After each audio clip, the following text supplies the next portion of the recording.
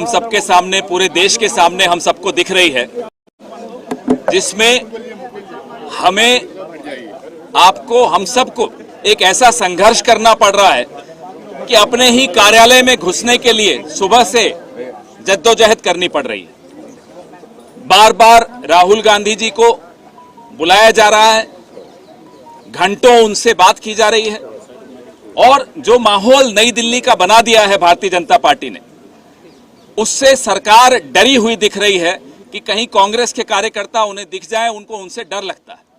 ये डरी हुई सरकार है, इसलिए ये माहौल पैदा किया जा रहा है कि जिससे लोगों को खलल हो। हमें भी अच्छा नहीं लगता, सड़क पर चलने वाले वाहन चालकों को रोका जा रहा है। उनकी गलती क्या है? ये क्यों इस सरकार ने लोकतांत्रिक जो हमारे अधिकार हैं उन पर इस तरह से धावा बोला है? मैं चाहता हूं कि हमारे वरिष्ठ नेता और मुख्यमंत्री, पहले अशोक गहलोत जी आपसे मुखातिब होंगे और उसके बाद बघेल साहब आपसे मुखातिब होंगे।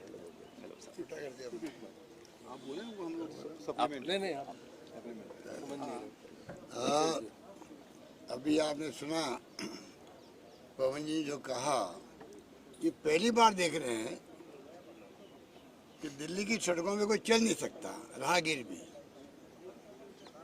ये पहली बार देख रहे हैं कोई बाहर से व्यक्ति आ रहा है तो उसको रोका जा रहा है, थाने ले आया जा रहा है। ये कहाँ डेमोक्रेसी रही देश के अंदर? देश की राजधानी में अगर ये हालात है, कोई धरना दे रहा है, प्रदर्शन कर रहा है, वो कर सकता है कि प्रोसेस निकालता है और खुद समर्पित करता है अरेस्ट होने के लिए, तो उसको बस में बैठा के ले आया जाता थाने के अंदर। ये परंपरा रही है बरसों से। पहली बार देख रहे हैं कि आप एआईसीसी, जो हमारा हेडक्वार्टर एआईसीसी है कांग्रेस का, उसके अंदर भी 15 लोग से अधिक नहीं आ सकते हैं। उसके लिए लिस्ट भेजनी पड़ी, 15 लोगों की लिस्ट भेजनी पड़ी। आप बता दीजिए कि चारों और एआईसी हेडक्वार्टर के बंदिश लगी हुई कि कोई एआईसी भी नहीं आ सकता है। ऐसा कभी सुना आपने? क्या हो रहा देश के अंदर? ये मीडिया को भी बताना पड़ेगा, पूरे मुल्क को, कि क्या हो रहा है। मुख्यमंत्री बघेल साहब जाना चाहते थे मिलने के लिए हमारे साथियों थाने के अंदर। हम लोग जा रहे थे मंदिर मार्ग थाने पर। मैंने पुलिस के बड़े अधिकारी से बातचीत भी करी, रिक्वेस्ट की कि हम खाली उनसे मिल के आना चाहते हैं, जो हमारे साथी बंद हैं। वो कोई क्रिमिनल तो है नहीं, वो पॉलिटिकल वर्कर हैं, पॉलिटिकल उन्होंने कोर्ट अरेस्ट दी है। उससे मिलने में अगर एक मुख्यमंत्री के ऊपर पाबंदी लगाई जाए, ये पूरे मुल्क में पहली बार हो रहा है। इन हालातों में देश चल रहा है, बहुत खतरनाक स्थिति है। इसलिए हम बार बार कहते हैं, राहुल जी को या सोनिया जी को जो दिया गया है नोटिस ईडी का, मैंने सुबह भी आपको कहा था, जब यही केस 2015 के अंदर क्लोज हो गया, एफआईआर लग गई, उसके बाद में क्या जरूरत थी? मोदी जी के आने के बाद में एफआईआर लगी है, तफ्तीश होने के बाद में क्या जरूरत थी? उसको आपने बाद में वापस खोल करके तंग करने का षड्यंत्र किया है। और जो आपकी फितरत के अंदर है, पूरे मुल्क में आप देख रहे हैं कि ईडी, इनकम टैक्स और सीबीआई का दुरुपयोग हो रहा है, पूरा देश जानता है। लोग दुखी हैं पर इनके भय से बोल नहीं पा रहा है, क्योंकि कहीं बुलडोजर चलते हैं और कहीं देशद्रोह के नाम पर पत्रकारों को, साहित्यकारों को, लेखकों को बंद किया जाता है।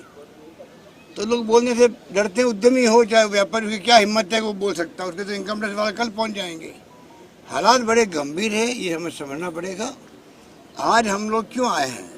कानून सबके लिए बराबर है। राहुल गांधी जी सुबह कह रहे थे सबके लिए कानून बराबर है, परंतु कांग्रेस प्रेसिडेंट और पूर्व प्रेसिडेंट को जो नोटिस दिया गया है, जो केस क्लोज हो गया, उसके बावजूद भी ये प्रतीक है देश के अंदर किस प्रकार से, किस हद तक जा सकते हैं लोग। तो पूरे देश के कार्यकर्ता जो यहाँ आए हुए हैं, वो पूरे मुल्क की भावना है कि आज जो आतंक है ईडी का, इनकम टैक्स का, सीबीआई का, उनको खुद को जो अधिकारी बैठे हुए डायरेक्टर्स हैं या चेयरमैन हैं, सोचना पड़ेगा कब तक आप दबाव में आकर के ऐसी कार्रवाई करोगे। प्राइवेटली वो खुद कहते हैं कि अगर हमें कहीं रेड करनी पड़ती है तो हमें कम से कम 20 दिन लगते हैं। सर्वे करने के अंदर रेखी होती है, जानकारी प्राप्त होती है कि भाई क्या संभावना है इसके ऊपर, जाएंगे तो कुछ मिलेगा क्या वहाँ पर, ये कायदा होता है। इनके टेलीफोन आते हैं रात को, कल जाके आपको रेड करनी है, चाहे वहाँ कुछ मिले या नहीं मिले, हमें तो खाली मैसेज देना है। इस प्रकार की रेड्स पूरे देश के अंदर हो रही है, पूरे देश घबराया हुआ है और इनके कोई फर्क पड़ता नहीं है। कांग्रेस शासन, मैंने कल कहा आपको, मुख्यमंत्री के इस्तीफे हो गए, रेल मंत्री का इस्तीफा हो गया, कानून मंत्री का इस्तीफा हो गया। जैसे ही आप मीडिया ने इश्यू बनाया, हमने उनका सम्मान किया मीडिया का कि लोग क्या सोच रहे होंगे हमारे बारे में, लोकतंत्र है, और अविलंब हमने उनके इस्तीफे मांग लिया हमारे हाईकमान ने। और ये लोग इतने बेशर्मी से शासन कर रहे हैं, कोई मतलब नहीं कि लोग क्या सोच रहे होंगे। नहीं, तो खाली हिंदू राष्ट्र बनाना है, हिंदू की बात हमें करनी है, हिंदुत्व को किस प्रकार से गैर घोड़े हिंदुत्व के नाम पे। क्या हम लोग यहाँ खड़े हिंदू नहीं है क्या? महात्मा गांधी ने कहा कि मैं हिंदू हूँ, मुझे गर्व है इस बात का, पर मैं दूसरे धर्मों का सम्मान करूँगा। क्या ये भावना इन लोगों में है, आरएसएस के लोगों में या बीजेपी के लोगों में? बिल्कुल नहीं है। इस प्रकार देश चल रहा है। आप देखिए ट्रैफिक जाम कर रखा है, बदनाम करने के कांग्रेस को। ये थानों के अंदर हमारे लोग बंद है, मूवमेंट बंद है हमारा, तो उसके बाद में ट्रैफिक जाम क्यों है? इसलिए कि कांग्रेस बदनाम हो, देखिए इनके कारण ट्रैफिक जाम हो गया था दिल्ली के अंदर। ये सब षड्यंत्र है हमारे इन लोगों का। इसलिए मैं निवेदन करना चाहूँगा, बड़ा खतरनाक दौर है, ये कुछ नहीं बिगाड़ सकते, ना राहुल गांधी का ना सोनिया गांधी का, क्योंकि ये नॉन प्रॉफिटेबल कंपनी है। इसमें से सोनिया जी, राहुल गांधी या कोई डायरेक्टर 1 रुपया भी नहीं ले सकते हैं, कोई लेना चाहे तो नहीं ले सकता है। वो कंपनी ये है, खाली शेयर का ट्रांसफर हो रहा है इसके अंदर, ट्रस्ट के अंदर। आप बताइए उसके बाद में जिस प्रकार से नोटिस जा रहे हैं, जैसे कोई मनी लॉन्ड्रिंग हो गई हो करोड़ों अरबों रुपए की, इस प्रकार का माहौल बना दिया गया देश के अंदर, जबकि इसमें प्रॉफिट हो ही नहीं सकता, ले ही नहीं सकता कोई व्यक्ति, कोई चेयरमैन हो, डायरेक्टर हो, कोई भी 1 रुपया प्रॉफिट नहीं ले सकता है। वो कंपनी ये है, तो मनी लॉन्ड्रिंग कहाँ से हो गई है? केस पहले ही चल रहा, आप चला रखा आपने, जब चला रहा केस तो फिर आपको जरूरत क्या थी ईडी का नोटिस देने की? तो मैं आपको इतना ही कहना चाहूँगा कि कांग्रेस में दमखम है, सरकार नहीं बन पाई हो तो डेमोक्रेसी में कई बार मैंने कहा आपको धर्म के नाम पर ध्रुवीकरण कर रहे हैं, तो ऐसी स्थिति आई है कई मुल्कों के अंदर आई है, कोई हिंदुस्तान में नहीं आई है। और जहाँ आई है वहाँ खतरनाक मामले हुए हैं। हिटलर सही हुई है, हिटलर ने भी यही काम किया था जो यहाँ पर हो रहा है। जब वहाँ पर जो माहौल बना हिटलर के ज़माने में, उसके पहले जर्मनी के अंदर भी ऐसी भाषा बोली गई थी, इसी प्रकार भड़काया गया। तो लोगों को कोई नई बात तो नहीं है, जो इतिहासकार है वो मुझसे ज़्यादा जानते हैं, तो किसी नई बात नहीं है। ये तमाम उस दिशा में हम जा रहे हैं, वो हमें सोचना पड़ेगा। बहुत खतरनाक दौर है, संविधान की धैर्य उड़े जा रही है, लोकतंत्र खतरे में है, इनको कोई परवाह नहीं है। आग लगी हुई है मॉलों के अंदर, गलियों के अंदर, कस्बों के अंदर।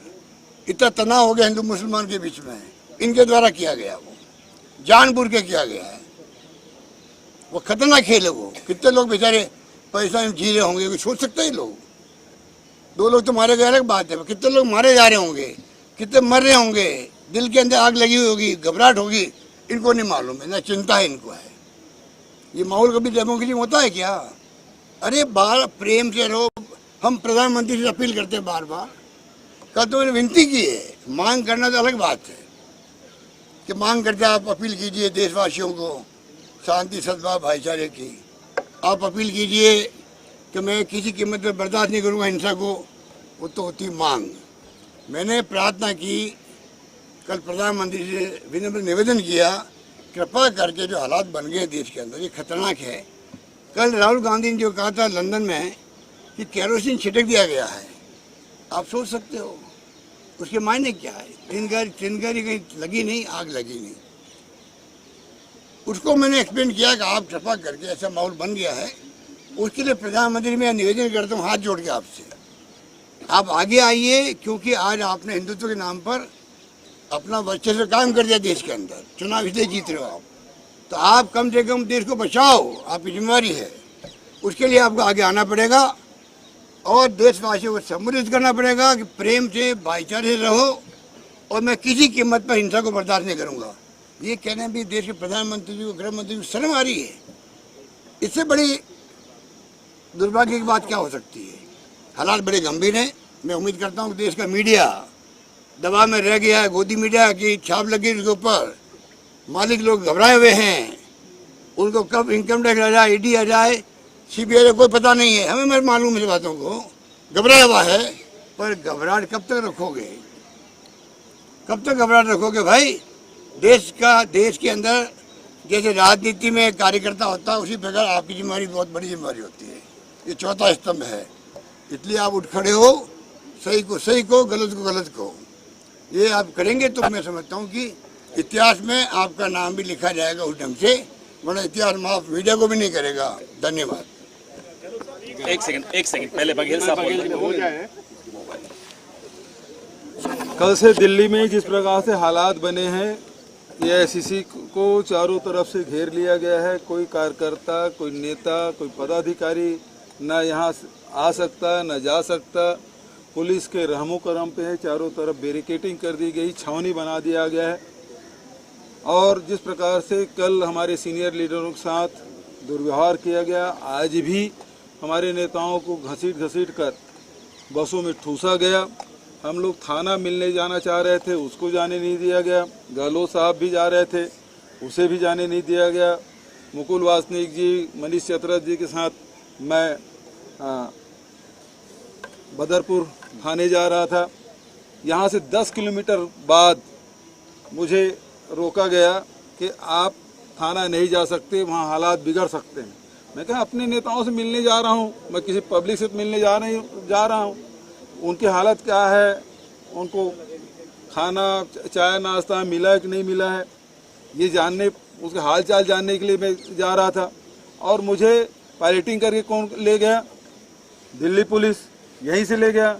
उनको सूचना पहले से मैं कहाँ जा रहा हूँ। उसके बाद 10 किलोमीटर अपोलो हॉस्पिटल के सामने, जहाँ मरीजों का आना जाना भी लगा रहता है, और खुद पुलिस वहाँ पे गाड़ी अड़ा के, अपनी जिप्सी अड़ा के हम लोगों को रोक दिया गया और कहते हैं कि आप आगे नहीं जा सकते। मैंने पूछा आपके पास कोई लिखित आदेश है तो बताइए। उनके पास कोई लिखित आदेश नहीं। 1 घंटे तक हम लोगों को रोका गया और हमने देखा कि जाम लग गई है और मरीजों को परेशानी हो रही है, तो खुद भी हम लोगों ने फिर यू टर्न लेके एआईसीसी आ गए हैं। आज स्थिति ये है कि विपक्ष को दबाने के हर हथकंडे अपना रहे हैं। आज राहुल जी लगातार देश के बेरोजगारी पर, किसानों के दाम के लिए और महंगाई और बेरोजगारी की लड़ाई लड़ रहे हैं। चाहे सीमा में जो चीन जिस प्रकार से अतिक्रमण किया, वो मुद्दे उठा रहे हैं। और जिस प्रकार से उदयपुर में जो संकल्प पारित हुआ कि हम जिस प्रकार सांप्रदायिक सौहार्द बिगाड़ने की कोशिश भारतीय जनता पार्टी कर रही है, उसको भारत जोड़ो अभियान चलाना है, ये अभियान लेके चल रहे हैं। तो इसलिए वो दबाने के लिए इस प्रकार के षड्यंत्र ये कर रहे हैं। लगातार ये कहा जा रहा है कि बहुत बड़ा भ्रष्टाचार हुआ है। 1 पैसा भी लिया हो तो बता दीजिए, 1 पैसा निकाला गया हो तो उसे कोई लाभान्वित हुआ हो तो बता दीजिए। जब नहीं हुआ है तो इस प्रकार से राहुल गांधी जी को, सोनिया गांधी जी को बदनाम करके ये अपना उल्लू सीधा करना चाहते हैं। जो कांग्रेस मुक्त भारत की बातें कर रहे थे, ये कर नहीं पा रहे हैं। तो इस प्रकार से ईडी, आईटी, सीबीआई सारे सेंट्रल एजेंसी को दुरुपयोग कर रहे हैं और केवल विपक्षों पे ये किया जा रहा है। चाहे वो केरल से लेके कश्मीर तक के सारे विपक्ष के नेताओं पे शिकंजे कसने की कोशिश कर रहे हैं। 8 साल में भारतीय जनता पार्टी के एक भी नेता के खिलाफ ये कार्रवाई किए हों तो बता दीजिए। यदि किए हैं तो विपक्ष के नेताओं पे, मीडिया हाउस पे या फिर उद्योगपतियों पे जो उसके कंट्रोल में नहीं है, उनके खिलाफ ये कार्रवाई कर रहे हैं। बचत को खुला छूट दे के रखे हैं, ये सब आप जानते हैं। ये जो लड़ाई है वो सत्य की लड़ाई है, इसीलिए कांग्रेस इस सत्याग्रह के रूप में इसे पूरे देश में ले जा रही है। ये लड़ाई अभी रुकेगी नहीं, ये लड़ाई और आगे बढ़ेगी। अब इसे किसके पास शिकायत करेंगे? सवाल तो इस बात का है। इसे पत्रकारों के साथ दुर्व्यवहार किया, हमारे सामने है। आपके साथ किस प्रकार से झूमाझटकी किया गया, आपके साथ बदतमीजी की गई, हमने देखा है। लेकिन शिकायत किससे करें? क्योंकि वो तो वही कर रहे हैं जो ऊपर से आदेश आता है। हमको ऊपर से आदेश है, हमने कहा लिखित दो। 1 घंटे में वहाँ के डीएसपी मुझे लिखित आदेश नहीं दे पाया, तब मैं फिर वापस आया। इनके केवल मौखिक आदेश चल रहे हैं। जिस प्रकार से गहलोत जी ने कहा कि रात में फोन आता है कि उसके यहाँ रेड डालना है, तो फिर सुबह आईटी हो ईडी हो वो छापा मार देते हैं। आज ईडी किसके कंट्रोल में होना चाहिए? वित्त विभाग के। है किसके अधीन? आज होम के अंडर कर दिया गया। आर्थिक यदि अपराध हो रहा है तो सीधा उसको देखना चाहिए किसको? आज तक देश में होता रहा है वित्त विभाग के, अब वो होम के अंदर में आ गया है, तो वो उस प्रकार से कार्रवाई कर रहे हैं। और देख लीजिए पूरे देश भर में बदले की राजनीति की जा रही है। बहुत सही सवाल आपने किया है कि आज जिस प्रकार से अलग अलग दलों के नेताओं को इस प्रकार से ईडी, आईटी और सीबीआई के द्वारा प्रताड़ित किया जा रहा है, अब एक मंच में आने का समय आ चुका है और सब इसमें एक मंच में आना चाहिए। जो आपने सवाल किया है तो मेरा जवाब ये है कि सबको इसमें विचार करना चाहिए और एक मंच में आना चाहिए। सर, कल देर रात राहुल गांधी शेयर किया है, आप कुछ बता सकते हैं? देखिए, आपके सामने मुलाकात हुई, यही सब कार्यकर्ताओं के बीच में आके बैठे थे। सुरजेवाला जी एड्रेस किए, राहुल जी वहाँ बैठे हुए थे, लेकिन जिस प्रसन्न चित्त मुद्रा में वो बैठे थे, कल 10-12 घंटा वहाँ बैठने के बाद, देर रात बैठने के बाद भी उसके चेहरे में कोई तनाव नहीं था। बहुत प्रसन्न चित्त होकर आ गए। इसका मतलब ये है कि वो सत्य के रास्ते में चल रहे हैं और उनको कोई डर नहीं है। अभी तो आगे हमारे नेता लोग सब मिलकर तय करेंगे इसको। अब आपका प्रश्न ही अगर से शुरू होता है, तो अगर ऐसा होता है तो उसका कोई काल्पनिक प्रश्नों का उत्तर नहीं हो पाएगा। कल सवेरे हमारी रणनीति की जानकारी हो पाएगी। इसका मतलब ये है कि जवानों को बंदूक चलाना सिखा दो और छोड़ दो समाज के बीच में। क्या चाह रहे हैं? यदि जवान भर्ती कर रहे हैं, सेना में भर्ती कर रहे हैं, तो 35 साल की उम्र तक उसको रखिए, तब तक कि उसमें मैच्योरिटी आ जाएगी। 18 साल के बच्चे की भर्ती करेंगे, 22 साल में उसको बंदूक और बंदूक का लाइसेंस थमा के छोड़ देंगे। आप क्या बनाना चाहते हैं? देश को किस दिशा में ले जाना चाह रहे हैं? क्या उसको रोजगार देने का आपकी नियत नहीं है? आपकी नियत में खोट है। ये नौजवानों को भटकाने की कोशिश हो रही है। रोजगार पूरा 20 साल का दीजिए आप। वो नौजवान कौन होगा? आरएसएस का कार्यकर्ता होगा, बीजेपी का कार्यकर्ता होगा, या कौन होगा? ये देखने वाली बात है। 4 साल के लिए आप हथियार चलाना सिखा रहे हो। ये आप 2 करोड़ लोगों की बात की थी इन्होंने प्रतिवर्ष रोजगार की, उसका जवाब इनके पास नहीं है। बेरोजगारी चरम सीमा पर है, लोग परेशान घर घर के अंदर है, और नया सगुबा छोड़ दिया इन्होंने। अब वक्त बताएगा कि इनकी अप्रोच क्या है। देखिए, 8 साल में 16 करोड़ हो जाना चाहिए था, 1.5 साल में 10 लाख की बात कर रहे हैं। सेंट्रल गवर्नमेंट के 60 लाख पद खाली हैं, तो 10 लाख क्यों? पूरा 60 लाख भर्ती करना चाहिए जितने पद खाली हैं। और 2 करोड़ के हिसाब से 16 करोड़ के रोजगार देने की बात है, वो कहाँ है? सबके रोजगार छीने जाए, यही बात तो राहुल जी कर रहे हैं। नौजवानों की बात कर रहे हैं, किसानों की बात कर रहे हैं, दलितों की बात कर रहे हैं। ये लगातार राहुल जी कर रहे हैं, इसी कारण तो उनके खिलाफ कार्रवाई हो रही है। पूरे देश भर में उतरे हैं, लाखों तादाद में उतरे हैं।